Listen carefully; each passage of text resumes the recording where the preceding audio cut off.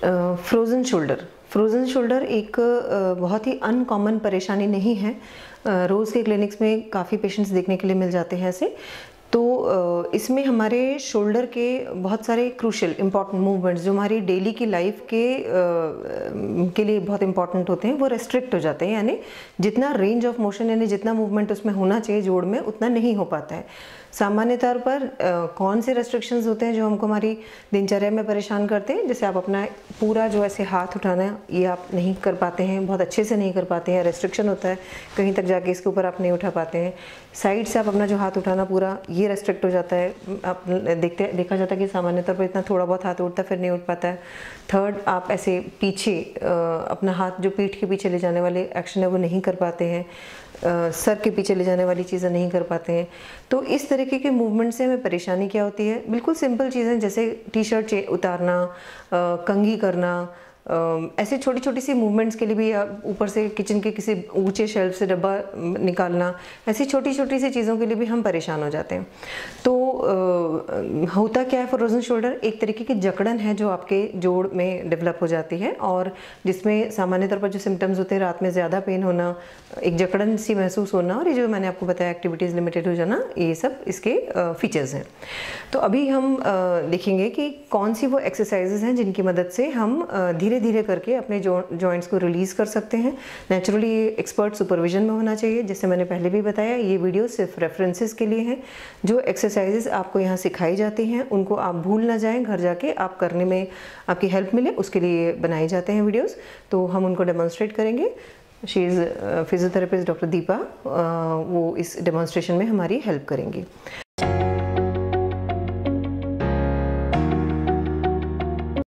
तो हम एक्सरसाइजेज देखेंगे। सिंपल एक्सरसाइजेज हैं जो आपके रेस्ट्रिक्शन हुए मूवमेंट्स हैं उन्हीं को मिमिक करते हुए, बॉडी का सहारा लेते हुए हम उसको परफॉर्म करेंगे। आप कोई भी एक टॉवल, टिश्यू, नैपकिन कोई भी आप लेंगे और एक क्लियर वॉल घर में देखेंगे। जो भी आपका हाथ अंडर कंसिडरेशन है आप अपने शोल्डर डिस्टेंस पर ऐसे खड़े हो जाएंगे। सेम साइड वाला पैर आप आगे करेंगे। एल्बो आपका स्ट्रेट होना चाहिए। अगर आप एल्बो मोड़ लेंगे तो जो एक्शन हो रहा है वो आपके एल्बो से होना शुरू हो जाएगा, जबकि हमारा टारगेट क्या है? हमारा कंधा। तो अब आप इसको ऊपर स्लाइड करते जाएंगे, जितना अधिकतम आपसे ऐसे ले जाते बनता है। उसके बाद आप अपना आगे वाला घुटना मोड़ना शुरू कर देंगे और अगेन अपनी बॉडी से हल्का सा पुश देते हुए इसको ऊपर तक लेके जाएंगे। आप देख पा रहे हैं कि जहाँ से आप शुरू हुए थे आपका लगभग एंड रेंज तक का मूवमेंट आप ला पा रहे हैं। अगेन आप इसे रिलीज़ करते हुए नीचे लेके आएंगे। इस एक्शन को आप रिपीट करते जाएंगे। कुछ भी प्रेशराइज करने या बहुत फोर्स करके ये एक्टिविटीज़ आपको नहीं करनी है। धीरे धीरे आपको अपना रेंज बढ़ाना है। महत्वपूर्ण बात यह है कि इसमें आप अपना कुछ मदद मसल्स से ले रहे हैं और कुछ मदद आपका बॉडी वेट कर रहा है जो इसको एक तरीके से पैसिव एक्सरसाइज में कन्वर्ट कर रहा है। नंबर 2, अपने आप में एक क्लोज्ड काइनेटिक चेन एक्टिविटी है, जिसका मतलब है आपके बॉडी का जो डिस्टल हिस्सा है, दूर ओर वाला छोर वाला हिस्सा है, वो किसी न किसी सतह के कॉन्टैक्ट में है। तो इसमें अनरेगुलेटेड फोर्सेस ट्रांसमिट होने का खतरा कम हो जाता है और इंजरीज के चांसेस कम हो जाते हैं। सेम इसमें हम सेकंड पार्ट ऑफ एक्सरसाइज, जैसे हमने बात की थी कि आपका ऐसे साइड उठने वाला परेशानी देने लगता है, तो आप उसके लिए अपनी बॉडी को ऐसे पोजीशन करेंगे। अगेन अपने कंधे के डिस्टेंस पर आप वॉल को सेम टॉवल को ऐसे प्रोजेक्ट करेंगे। ये वाले पैर को जो उसकी तरफ वाला पैर है दीवार की तरफ करेंगे, थोड़ा पास में कीजिए। ठीक, अब आप इसको ऊपर उठाते जाएंगे धीरे धीरे करके और जितना आपसे बनेगा वहाँ तक करेंगे। फिर आप यहाँ से अपनी बॉडी को बेंड करेंगे और ऊंचा जहाँ तक आप जा सकते हैं चले जाएंगे। ध्यान रखेंगे जिनको बैक की परेशानी है वो पेशेंट इसमें केयरफुल रहेंगे। अदरवाइज आप अपने बैक बेंडिंग के द्वारा, यानी आप अपनी बॉडी की ऐसी बेंडिंग के द्वारा अपने हाथ को ऊपर लेके जा रहे हैं। तो ये आपका एक्सरसाइज नंबर 2 है। सेम रोटेशंस के लिए हम प्लान करेंगे। जैसे आपने फॉरवर्ड फ्लेक्शन के लिए आपने प्लान किया था, सेम डिस्टेंस पर आप खड़े होंगे, यानी कि आपके कंधे से दीवार का डिस्टेंस इतना होना चाहिए कि आपकी लंबी एल्बो बिना मुड़ी हुई एल्बो के साथ में जो डिस्टेंस है। फिर आप इसको रोटेशंस के साथ में पहले क्लॉकवाइज या एंटी क्लॉकवाइज और फिर वाइज वर्सा वैसे आप रोटेट करते जाएंगे तो आप अपने शोल्डर पर रोटेशन डेवलप करेंगे। सेम आप साइड पोजीशन लेंगे, जैसे आपने दीवार क्लाइंब करने के लिए किया था, ऐसे आप साइड पोजीशन लेंगे। Again shoulder distance, elbow extended, पूरा स्ट्रेट रहेगा और आप ऐसे रोटेशंस बनाते हुए, इसमें नेचुरली आपको झुकना होगा उस तरफ ताकि आप रोटेशंस को बना सकें और आप ये कंटिन्यू करते जाएंगे। दीवार पर कई बार हम लोग ऐसे फिंगर क्लाइंबिंग प्लान करते हैं, लेकिन उसमें आप अपना मूवमेंट मैक्सिमम अपना एल्बो से कर रहे होते हैं।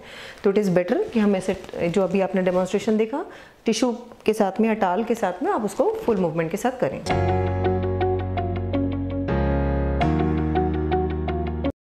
अब इसी सीक्वेंस में हम देखेंगे कुछ टेबल टॉप एक्सरसाइजेज हैं जो बड़ी कन्वीनियंट है और हर किसी के पास अवेलेबल सामान होता है। आप ऐसे किसी भी टेबल के साइड में खड़े होंगे और फिर आप, जैसे हमने बात की थी कि हमारा आगे हाथ जाने में डिफ़िकल्टी होती है और पीछे में रिस्ट्रिक्शंस होते हैं, तो आप यहाँ आप उस चीज़ को मिमिक करेंगे। You can take a question for that.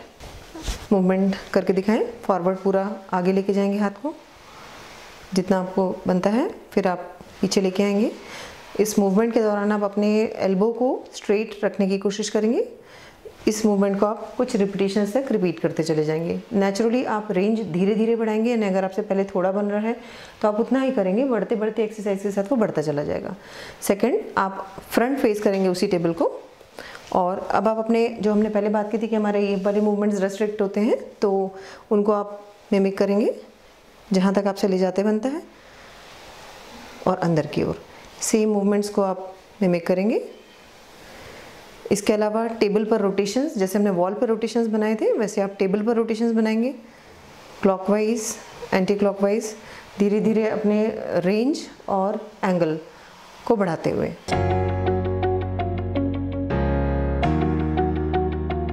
जैसे कि हमने जाना कि कौन कौन से मूवमेंट्स हमारे रेस्ट्रिक्ट हो जाते हैं जनरली फ्रोजन शोल्डर में, उसमें एक बहुत इंपॉर्टेंट मूवमेंट्स होते हैं ऐसे पीछे, यानी अपने इसका हाथ का ऐसे इंटरनली रोटेट होना, अंदर की ओर मुड़ना। तो अंदर की ओर मुड़ना या बाहर की ओर मुड़ना, तो इन मूवमेंट्स को हम कैसे हेल्प कर सकते हैं खुद को। दीपा, हैंड की पोजीशन बनाइए। आप अपने दोनों फिंगर्स को क्रॉस करते हुए पीछे ले जाके आप क्रॉस करेंगे और इस पोजीशन में अपने हाथ को रखेंगे। इसमें दो मूवमेंट्स हुए, एक तो आपने अपने हाथ को अपने आप से दूर किया यानी एबडक्शन मूवमेंट किया, और साथ में आपने जब पीछे आपने इसको मूवमेंट किया तो अपने यहाँ से इसको बाहर की ओर रोटेट किया। इस मूवमेंट में आपका एक हाथ जिसमें जो ज़्यादा अफेक्टेड है, दूसरे हाथ की मदद से उसको आप पोजिशन करेंगे और अब ऐसे फ्लटिंग मूवमेंट्स करेंगे। ये शुरुआत में थोड़े से परेशानी भरे हो सकते हैं, पर धीरे धीरे जब आप अपनी प्रैक्टिस बढ़ाते चले जाएंगे, इस तरीके से बंद करना और खोलना, तो ये आपको रिलैक्सेशन देते जाएंगे। इसके बाद आप ऐसे पोजीशन मेंटेन करेंगे, कीजिए, और इंटरनल एक्सटर्नल रोटेशन करेंगे, यानी अंदर की ओर झुकाना जितना आपसे अधिकतर बनता है, जितना पीछे तक जाता है। फिर आप इंटरनली लेके आना, फिर बाहर लेके जाना, कि जितना आपसे बने करना है। फिर सेम चीज़ को आप अपने हैंड्स को साइड में रखेंगे, यानी कि आपकी एल्बोज़ आपके बॉडी को टच करनी चाहिए और एक्सरसाइज के दौरान ये ऐसे उठनी नहीं चाहिए। अगर ये उठ रही है तो मूवमेंट कहीं और से आप कर रहे हैं, इसको आपको ऐसे रखना है और इस तरीके से आप अपना रोटेशन फील करेंगे कि आप इस पोर्शन में रोटेशन करते हुए, यानी शोल्डर पर रोटेशन करते हुए इसको करते जा रहे हैं। रिपीट करेंगे 1-2 बार। आपकी फ्रीक्वेंसी आप 5 बार से स्टार्ट करके 10 बार, जितना जितना बढ़ाते जाएंगे वैसे वैसे धीरे धीरे आपकी रेंज बढ़ती चली जाएगी। रोटेशनल एक्टिविटीज़ को और आगे बढ़ाते हुए आप ऐसे लंबा सा कोई भी टॉवल आप अपने हाथ में लेंगे, लीजिए, पोजीशन बनाइए। जो हाथ आपका अफेक्टेड है, अब आप अपने बॉडी के पीछे लेके जाएंगे। जो आपका हाथ अफेक्टेड है, सपोज आपका ये हाथ अफेक्टेड है तो ये आपने नीचे रखा हुआ है और इस हाथ से आपने टॉवल का दूसरा सिरा पकड़ा हुआ है। मूवमेंट्स करके दिखाइए। आप इस तरीके से इस हाथ से उसको धीरे धीरे खींचेंगे। ये डिपेंडेंट पोजीशन में है, ये एक्टिव पोजीशन में है ना। और इसको धीरे धीरे जब आप पुल करके ऊपर लेके आ रहे हैं तो रोटेशंस बढ़ते चले जाएंगे। ये एक्सरसाइज आपको करनी है। ये शुरुआत में डिफ़िकल्ट होती है क्योंकि आपका तो हाथ पहुंच ही नहीं रहा है और उसमें हमको इतनी सारी एक्टिविटी करनी है। तो शुरुआत होगी वहाँ से टॉवल पकड़ाने से और दूसरा हाथ को थोड़ी मेहनत करनी होगी। तो धीरे धीरे वो स्ट्रेचिंग के साथ में, रिलीज़ के साथ में बढ़ता चला जाएगा। दूसरी एक्टिविटी सेम, जैसे हमारा ये हाथ अगर अफेक्टेड है, आपने दोनों को पकड़ के रखा हुआ है टॉवल को, ये हाथ आपका लीड पोजीशन में, वो फॉलोइंग पोजीशन में कीजिए। इस तरीके से आप उसको अंदर की ओर खींचेंगे। ये हाथ एक्शन कर रहा है, वो वाला हाथ फॉलो कर रहा है। दे दीजिए।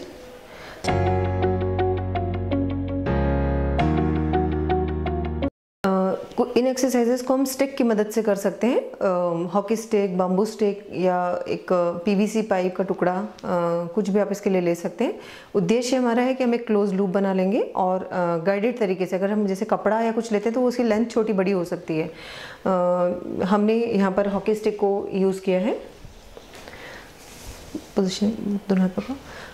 आप अपने शोल्डर डिस्टेंस पर ऐसे स्टिक को होल्ड करेंगे और धीरे धीरे, दूसरी इंपॉर्टेंट बात, आप अपने आप को किसी दीवार से स्टेबल कर लेंगे, अपना टमी को थोड़ा इंगेज करेंगे, यानी बेली बटन को अंदर की तरफ दबाते हुए रखेंगे ताकि आपकी कोर और टमी स्टेबल रहे।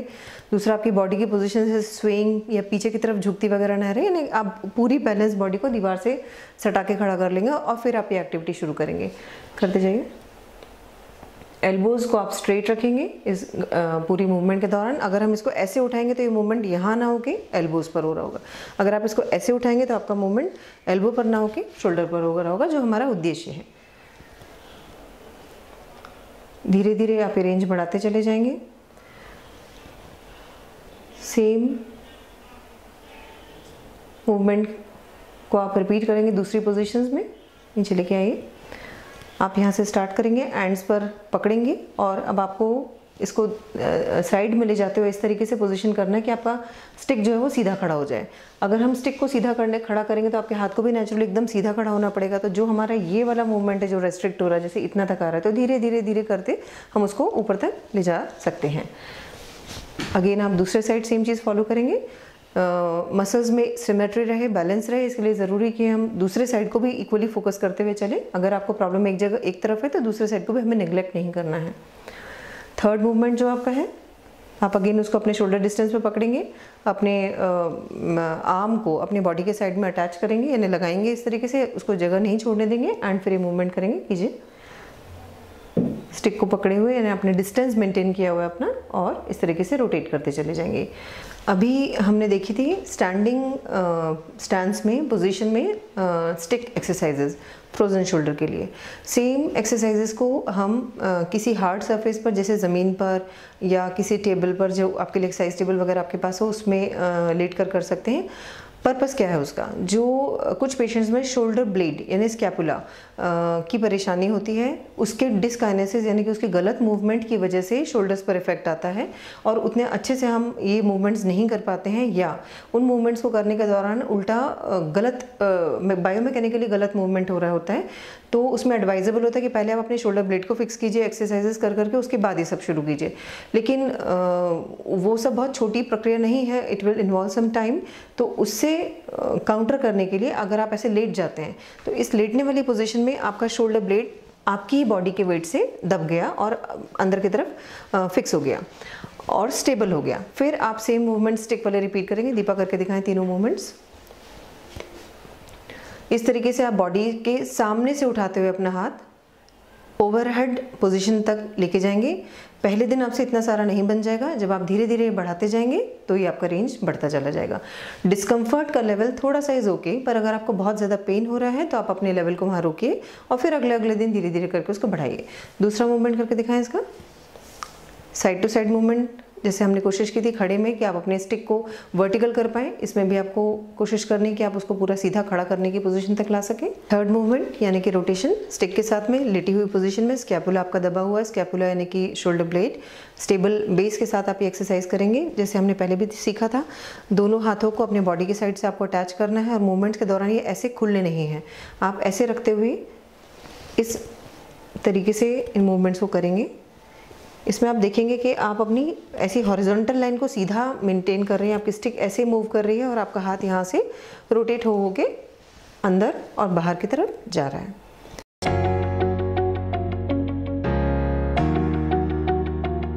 जब भी हमारी बॉडी का ट्रंक की तरफ से जो पहला हिस्सा होता है यानी कि जो प्रॉक्सिमल हिस्सा होता है, अगर उसमें कोई भी परेशानी होती है यानी इम्बैलेंसेस होते हैं, सिकनेस होती है मस्कुलर, तो उसका इम्पैक्ट अपने आप ही डिस्टल जॉइंट्स पर आता है।